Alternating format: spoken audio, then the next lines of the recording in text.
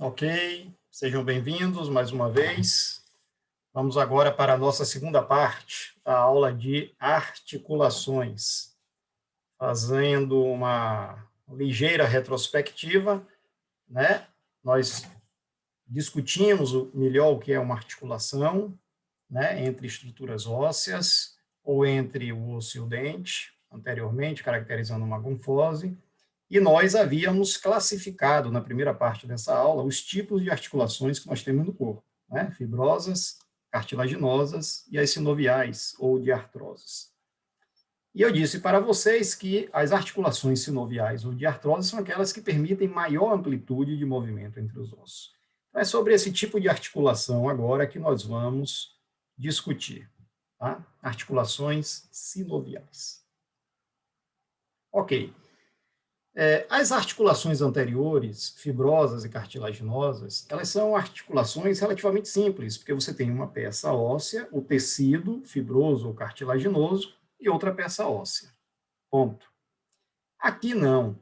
As articulações sinoviais ou de artroses, a gente, como os ossos, é permitido entre os ossos uma grande amplitude de movimentos, eu preciso de alguns elementos para compor essa estrutura de maior complexidade para permitir esses movimentos entre os ossos que se articulam.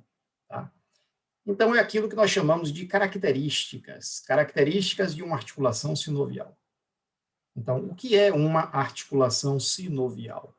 Uma articulação que permite amplitude de movimentos maiores entre os ossos, e entre os ossos nós encontramos um líquido chamado líquido sinovial ou sinóvia. O que é esse líquido sinovial ou sinóvia? Ele é um líquido cristalino, rico em ácido hialurônico, que serve para lubrificar as partes ósseas que se articulam, para permitir que haja movimento entre eles, mas sem atrito. Portanto, o líquido sinovial ou sinóvia é, é uma composição extremamente lubrificante. É um dos melhores lubrificantes que existe no mundo. É a nossa sinóvia, o líquido sinovial. A gente pode comparar a clara do ovo. Né? Quando você pega aquela clara do ovo, ela é viscosa, ela é escorregadia, caracterizando uma estrutura lubrificante. É muito parecido na sua composição. A clara do ovo com o líquido sinovial ou sinóvio. Porém, por mais que esse líquido que fica aqui entre os ossos que se articulam, por mais que ele seja extremamente lubrificante, e de fato ele não é suficiente para evitar o atrito entre os ossos sozinho durante os movimentos. E o atrito não pode haver, porque se houver atrito entre as superfícies ósseas, isso causa muita dor. A gente não conseguiria movimentar se houvesse dor. Então, já que o líquido sinovial sozinho não é suficiente para reduzir a praticamente zero o atrito entre as superfícies ósseas, vai entrar aqui um outro elemento chamado de cartilagem articular. Essa cartilagem articular, vejam, está representada aqui nessa imagem por essa estrutura azul, que reveste a superfície óssea da articulação. Então, aqui eu tenho a superfície óssea articular, ela vai estar revestida por cartilagem articular, tanto de um lado quanto do outro. Que cartilagem é essa? Eu disse para vocês na primeira parte da aula que nós temos 3 tipos de cartilagem no corpo, né? A elástica, a fibrosa e a hialina. Essa cartilagem articular aqui, ela é hialina. Ela é uma cartilagem hialina. Por que hialina? Porque é uma cartilagem lisa, escorregadia. A gente pode comparar a superfície dessa cartilagem aqui, articular do tipo hialina, à superfície de um vidro polido. Imagine uma superfície de vidro polido. é muito semelhante à superfície dessa cartilagem articular. Então, imagine agora duas superfícies, né, na forma de vidro polido, banhadas por um excelente lubrificante natural. Qual deve ser o atrito aqui entre essas duas partes? Praticamente zero. Então, graças à presença da cartilagem articular, de um lado e do outro, banhadas, do tipo hialina, banhadas pela sinóvia ou líquido sinovial, a gente consegue fazer esses movimentos interfalângicos, metacarpo,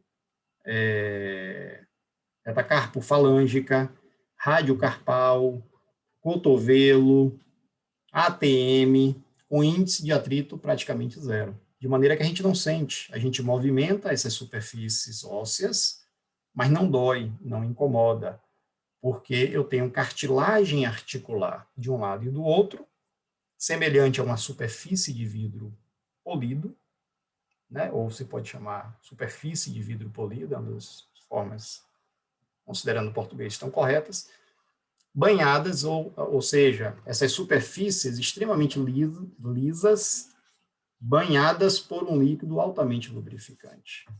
Então, a natureza fez de maneira perfeita, né, essas articulações sinoviais para que permitisse esses movimentos do corpo sem dor, sem atrito entre as superfícies ósseas.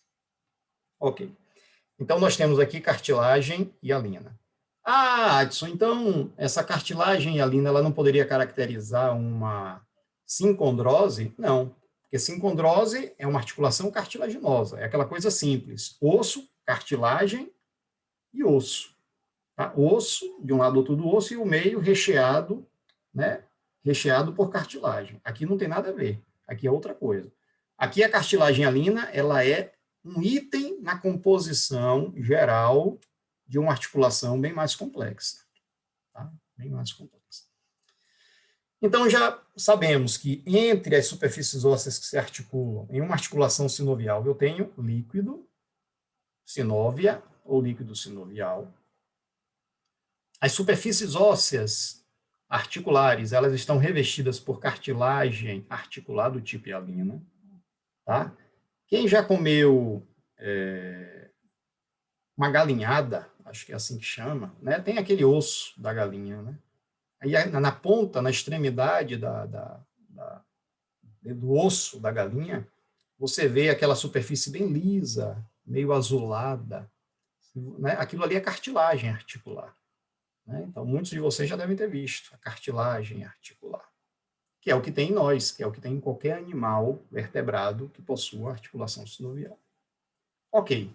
O que é que nós temos a mais nessas articulações sinoviais? Nós temos uma cápsula articular. Para que serve essa cápsula? Ora, eu tenho um líquido aqui, esse líquido precisa ficar contido, senão ele se perde, extravasa. Né? Então, eu vou ter um tecido conjuntivo fibroso, na forma de cápsula, tá? Ligando um osso a outro osso, em toda a sua esfera, em toda a sua circunferência, para fazer uma estrutura hermeticamente fechada. Né? Fechada para conter aí dentro a presença do líquido sinovial. Isso é cápsula articular.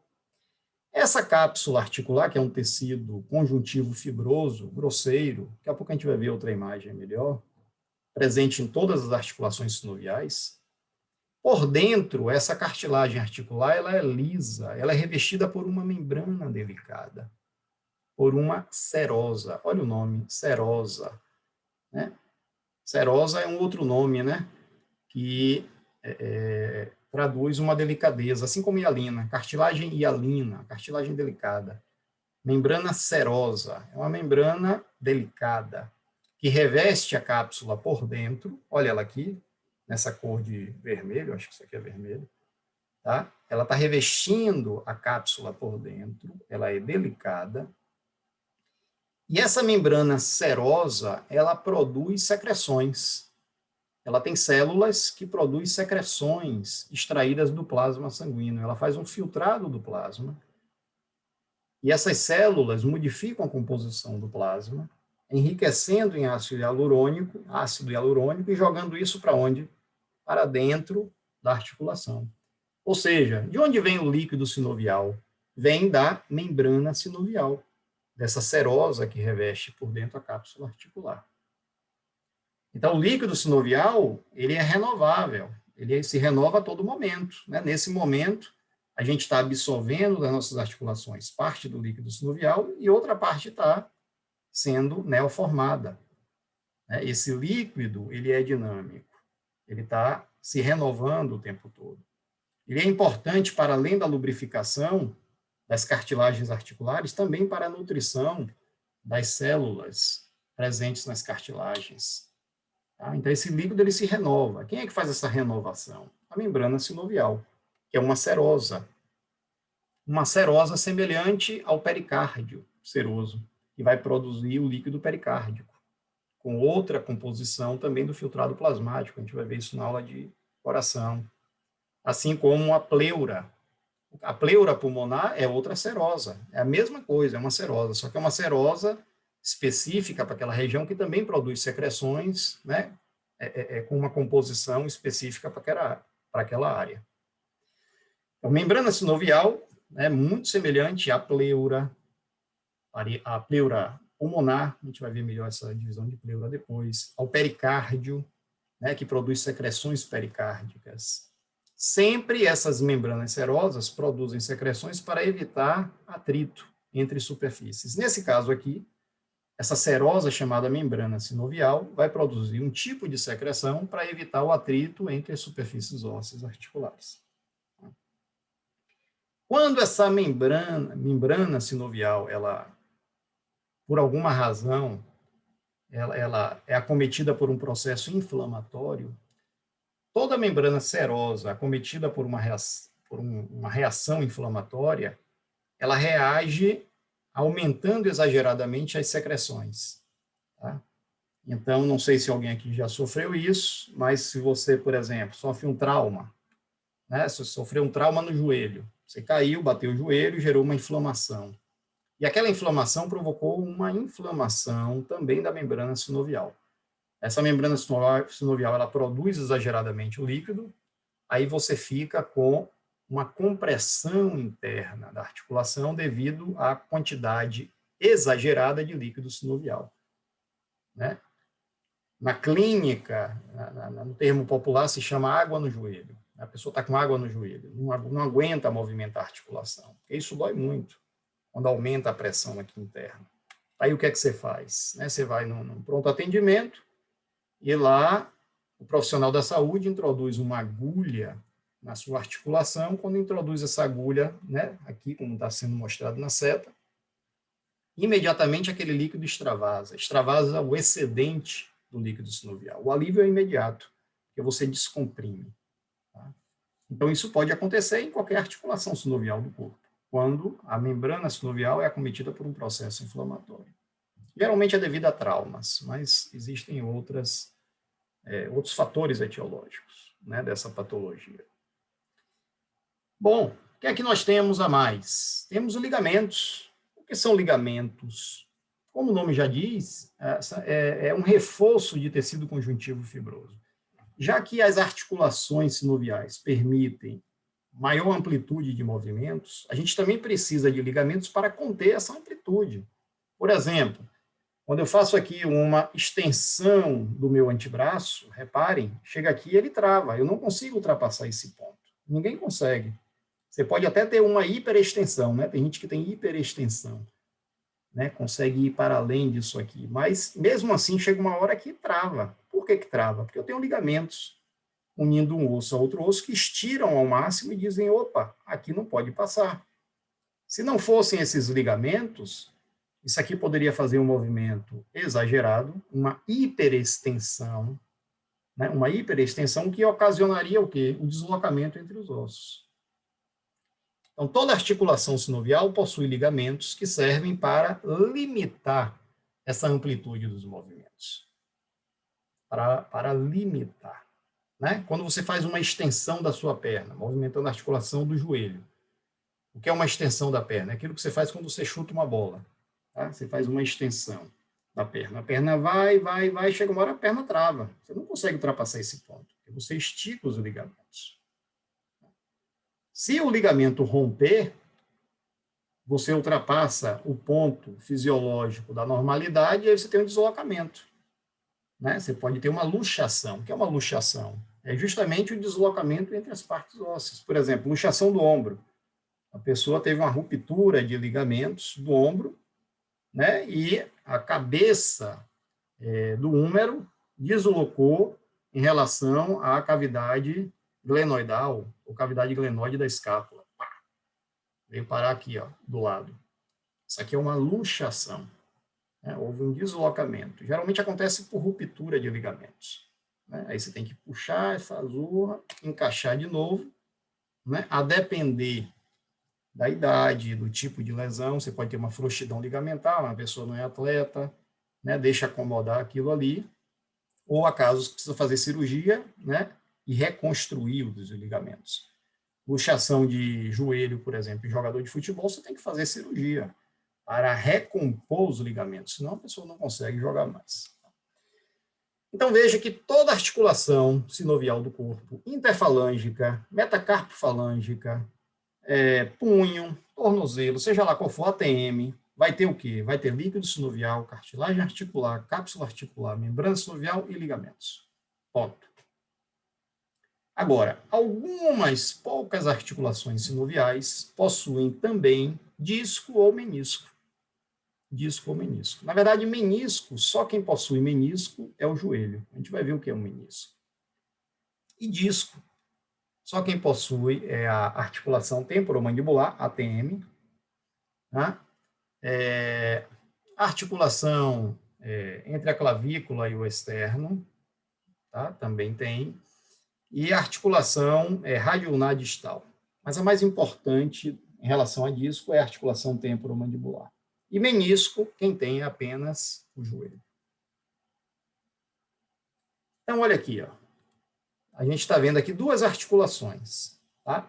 A articulação do ombro, olha aqui, escapulomeral, entre o húmero e a escápula. O que é que a gente está vendo aqui nessa articulação? Cápsula articular. Isso aqui é a cápsula. Aqui a gente está vendo já um pedaço do ligamento. A gente vai ver ligamento melhor daqui a pouco. Tá? É um ligamento. Mas a maior parte que a gente está vendo aqui é a cápsula. Cadê o líquido sinovial? Está aí dentro. Está contido aí dentro. Cadê a membrana sinovial? Está revestindo essa cápsula por dentro. Ok. Aqui agora a gente está vendo uma articulação do joelho.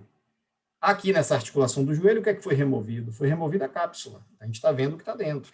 O líquido também foi retirado. Tá? O que é isso azul aqui revestindo os côndilos femorais? Esse azul de superfície lisa está representando a cartilagem hialina. Isso aqui é a cartilagem articular. Que eu vou ter nos côndilos femorais e nos côndilos tibiais. Tá? Nos côndilos tibiais também eu tenho um revestimento de cartilagem articular. O que é que eu estou vendo aqui no centro? Eu estou vendo aqui dois ligamentos. Isso aqui são chamados ligamentos cruzados, porque eles se cruzam, né, dos joelhos, famosos ligamentos cruzados, anterior e posterior. Por que famosos? Porque é muito comum atleta, jogador de futebol, sofrer lesão desses ligamentos, por causa da sobrecarga, né, que eles causam nesse tipo de articulação, quando eles fazem arrancadas bruscas ou eles travam bruscamente uma corrida. Então, não é tão incomum um jogador de futebol ter ruptura de ligamento anterior ou posterior, os ligamentos cruzados. Tá? E aqui agora a gente está vendo a superfície da tíbia. Aqui, novamente, os ligamentos cruzados, aqui foram cortados, porque foi removido a parte superior, foi removido o fêmur. E por que a gente está olhando a tíbia nesse ângulo superior? Para que a gente possa enxergar os meniscos. Olha aqui, todo joelho tem dois meniscos. Toda articulação do joelho tem dois meniscos, um de um lado, outro do outro. O que é um menisco? Menisco é um disco em forma de meia-lua. Olha aqui, ele tem um formato de meia-lua, de um lado e do outro. Aqui dá para a gente ver também o menisco. De um lado, menisco do outro. Menisco lateral, menisco medial. Qual é a composição do menisco? Fibrocartilagem. Lembra da fibrocartilagem, cartilagem fibrosa? O menisco é formado de fibrocartilagem. Para que serve? Ele serve para acomodar melhor as superfícies ósseas, quando as partes que se articulam são convexas. Veja, aqui no ombro eu não preciso de menisco nem de disco, porque é uma articulação perfeita. Eu tenho uma superfície convexa, que é a cabeça do húmero, articulada a uma superfície côncava, né, que é a cavidade glenoidal da escápula. Então, eu não preciso de disco nem de menisco. Isso aqui já, pela natureza das superfícies, né, do formato geométrico, essa articulação aqui ela é perfeita. No caso do joelho, não. Eu tenho duas superfícies aqui, que são os côndilos femorais, convexas, articuladas a duas superfícies convexas da tíbia. Então, eu preciso de uma estrutura bicôncava, que é o caso do menisco. O menisco é um disco em forma de meia-lua bicôncavo. Pense na hemácia. É como se fosse uma hemácia, né, no seu desenho. É um disco bicôncavo, só que aqui no formato de meia-lua, né, que se interpõe a essas duas superfícies convexas. Então, se interpõe de forma perfeita, né, porque eu tenho uma superfície côncava de um lado do menisco e a outra superfície côncava do outro lado do menisco. Então, ele faz a articulação aqui ficar segura, ficar alinhada, para evitar deslocamento entre os ossos. Para além dessa organização, dessa articulação mais harmônica entre duas superfícies convexas, o menisco também serve para absorver impactos, que no joelho é muito grande. Tá? A pressão aqui é muito grande. Então, o menisco também absorve impacto. Por isso que ele é do tipo fibrocartilagem, porque o impacto aqui é muito forte. Uma cartilagem hialina não suportaria. Tá? Então, aqui eu tenho esse menisco, que é um disco em forma de meia-lua, bicôncavo, para fazer uma articulação melhor entre duas superfícies convexas e para absorver o impacto entre essas superfícies, pelo fato do joelho ser uma articulação de grande força. Tá? Também não é tão incomum jogador de futebol sofrer lesão de menisco. Quando se fala, o jogador está com lesão de menisco, teve ruptura de menisco. Às vezes a pressão que ele bota ali é tão grande, porque devido à natureza do esporte que ele pratica, que mesmo isso aqui sendo uma fibrocartilagem, não suporta, isso aqui rompe. E pode romper também no jogador amador, né, de fim de semana. O cara não está muito reforçado ali, também não tem muito aquecimento, por N razões, ele faz um movimento brusco ali e tem lesão de menisco. Tá bom? Aqui agora a gente está vendo uma articulação temporomandibular. Olha que beleza. Eu estou vendo aqui a cápsula, né, que fecha toda essa articulação entre a mandíbula e o osso temporal, cápsula articular.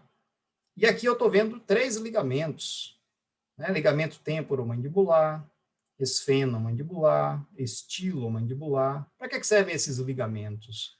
Para limitar a amplitude dos movimentos permitidos aqui entre esses ossos, que é a abertura de boca. Tá? Quando você faz a abertura de boca, chega um momento que você não consegue abrir mais, você tem um limite. Você pode forçar ao máximo, você não passa daquele limite. Por quê?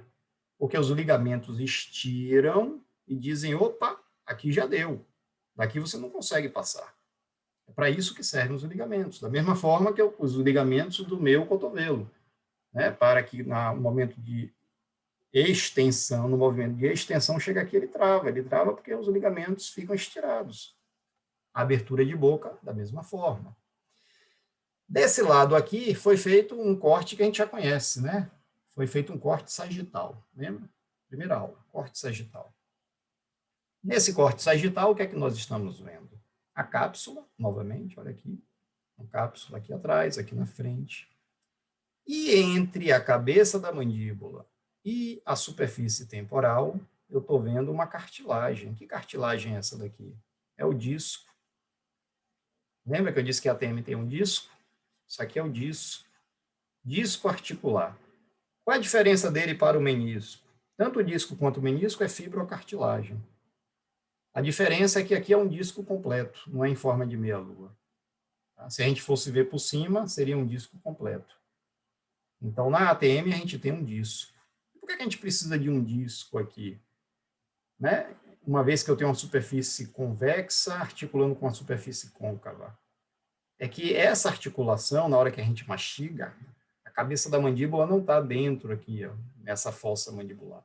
Ela se articula com essa outra superfície convexa e a fossa aqui é muito grande. Essa é a articulação onde se exerce mais força das articulações sinoviais. Ou seja, a força entre as superfícies articulares aqui é maior proporcionalmente do que qualquer outra articulação sinovial do nosso corpo. Por quê? Porque o músculo mais forte do corpo, proporcionalmente, é o músculo da mastigação, é o músculo masseter. Então, para que haja funcionalidade sem lesão de estruturas nessa articulação, a natureza, né, se encarregou de criar aqui um disco articular, fibroso, resistente, né, e que em alguns casos também pode ter perfuração ou deslocamento de disco. Aí são as patologias, né, que existem e que são tratadas também clinicamente ou cirurgicamente, depende de cada caso. Olha aqui uma peça real, isso aqui é uma peça real, anatômica, mostrando a cabeça da mandíbula. Olha a cartilagem articular dela aqui, tá vendo? Dá para a gente perceber essa superfície bem lisa. Aqui também, olha a cartilagem articular aqui, revestindo a superfície temporal. Isso aqui é cartilagem bem lisa. Esses espaços aqui, né, devem estar cheios de quem? De um líquido sinovial. E entre as superfícies ósseas, o que é que eu tenho? Nessa articulação em particular, um disco articular, que se interpõe entre a cabeça da mandíbula e a superfície articular do osso temporal. Muito bem, então nós já conhecemos o que é uma articulação sinovial, já sabemos quais são as suas características, os elementos da sua composição, tá? E como as articulações sinoviais, elas permitem uma maior amplitude de movimentos, elas apresentam desenhos também diferentes, a depender da articulação, e por isso elas têm uma forma também de nós subclassificarmos. Por exemplo, temos as articulações sinoviais planas, né? Assim como a sutura plana, dá para imaginarmos que é o quê? Que as superfícies ósseas, elas são planas, né? São superfícies articulares planas ou ligeiramente curvadas, permitindo discreto deslizamento das superfícies em qualquer direção, né? A amplitude de movimento aqui é reduzida, por exemplo, as articulações intertársicas e as intercarpais, os ossos do tarso. Lembra? Talos, calcâneo, navicular, cuboide, os cuneiformes. Então, entre eles, a gente tem a articulação sinovial, superfícies planas, mas aqui os movimentos são bem limitados, né? Diferente, por exemplo, de uma articulação sinovial em gínglimo ou dobradiça. Em gínglimo ou dobradiça, o nome já diz, né? Em forma de dobradiça mesmo, de janela, de porta, né? Também chamada de articulações em dobradiça, são monoaxiais. O que é isso? Lembram dos eixos que nós falamos? Eixo lateral, transversal, antero-posterior, né? Axial ou longitudinal. Então, essa articulação em gínglimo, ela é monoaxial, ou seja, elas permitem movimentos em torno de apenas um eixo, que é o eixo lateral, fazendo movimento de flexão e extensão. Então, posição anatômica, eixo lateral. O movimento é sempre perpendicular ao eixo, sempre perpendicular ao eixo. Então, se o eixo é lateral, o movimento aqui perpendicular é de flexão e extensão. Diminui o ângulo, flexão. Aumenta o ângulo, extensão. É o caso, por exemplo, da articulação do cotovelo. A articulação do cotovelo, ela é uniaxial, entre o húmero, rádio e una. O eixo aqui é lateral. Qual é o movimento que é permitido? Flexão, diminuição de ângulo, extensão, aumento de ângulo. Então, cotovelo, é o que acontece também com o joelho. No joelho a gente faz flexão e extensão. Articulação interfalângica. Olha aqui. Qual é o movimento que eu consigo entre as minhas falanges? Somente flexão e extensão. Flexão, diminuição de ângulo. Extensão, aumento de ângulo. Então, cotovelo é exemplo de articulação sinovial em gínglimo ou dobradiça, monoaxial. Temos as articulações trocoides. As articulações trocoides, elas também são monoaxiais, né? Ou seja, permite movimento apenas em torno de um único eixo. Só que esse eixo é o eixo longitudinal, né? É um eixo longitudinal. Por exemplo, articulação atlantoaxial. Atlantoaxial. Vamos ver essa articulação aqui primeiro. Atlantoaxial. Lembram? Arco anterior do Atlas se articulando com o processo odontoide de axis. Processo odontoide de axis. Aqui é um tipo de articulação sinovial. O eixo é longitudinal. Qual é o movimento que é perpendicular ao eixo longitudinal? Movimento de rotação. Ó, rotação da cabeça. Eu estou aqui movimentando a articulação atlantoaxial. Outro exemplo, articulação rádio-ulnar proximal. Entre a cabeça do rádio e a ulna. Vejam, aqui são dois tipos de articulações. Eu tenho a articulação do cotovelo. Cotovelo é uma coisa. Articulação de cotovelo, eu estou me referindo ao húmero com rádio e ulna. Movimento aqui é monoaxial também, flexão e extensão. Aqui agora é outro tipo de articulação, articulação rádio-ulnar proximal, não tem nada a ver com húmero. Eu tenho uma cabeça do rádio articulada a uma superfície radial da ulna, que vai permitir um movimento de rotação, que é esse movimento que nós fazemos aqui, ó. Deixa eu ver se dá para mostrar, pronação e supinação. Ou seja, o seu cotovelo está parado, tá? Você pode fazer até um movimento em posição anatômica, tá? Eu vou rodar aqui a cabeça do meu rádio contra a ulna. Rotação medial ou pronação. Aqui agora eu vou fazer o movimento inverso. Rotação lateral do meu antebraço ou supinação. Pronação, supinação. Posição prona, posição supina. Tá? Se você considerar a posição anatômica, você vai ver que o longo eixo é o eixo axial, o eixo longitudinal, porque o movimento é de rotação. Então, nós temos aqui como exemplo articulação rádio-ulnar proximal e atlantoaxial, que nós já vimos. Um tipo de articulação sinovial agora, biaxial. São as articulações condilares. Condilares porque se refere à cabeça de mandíbula. É a forma como ele se articula, né? Onde eu tenho geralmente uma superfície articular em forma elíptica, ou elipsoide. Permite movimentos no plano, onde que faz plano sagital, que faz flexão e extensão, e no plano coronal, que faz abdução e adução. Ou seja, são articulações biaxiais, permitem movimentos em torno de dois eixos. Dois eixos de movimento, lateral e antero-posterior. Exemplo, articulação radiocárpica. Ok.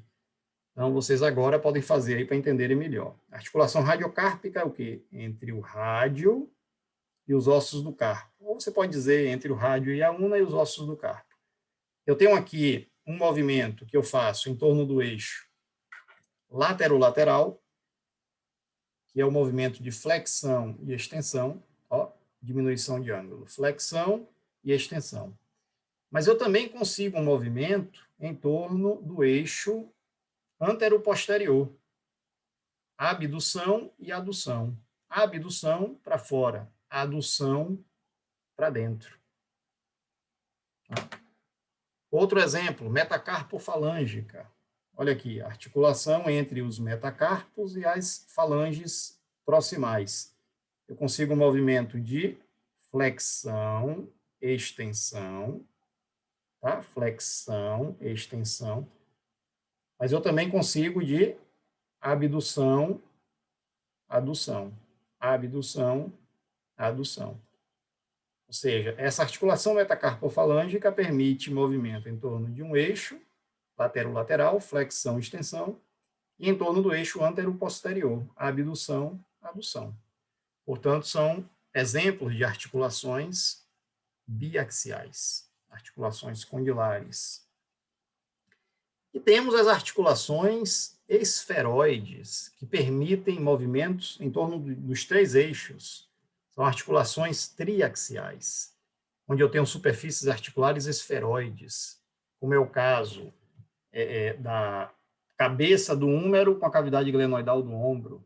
Né? Aqui eu consigo fazer movimento em torno do eixo lateral-lateral, flexão, extensão, antero-posterior, abdução, adução, e em torno do eixo longitudinal eu consigo fazer rotação. Você consegue fazer rotação do seu ombro. Articulação coxo-femoral, da mesma forma que o ombro.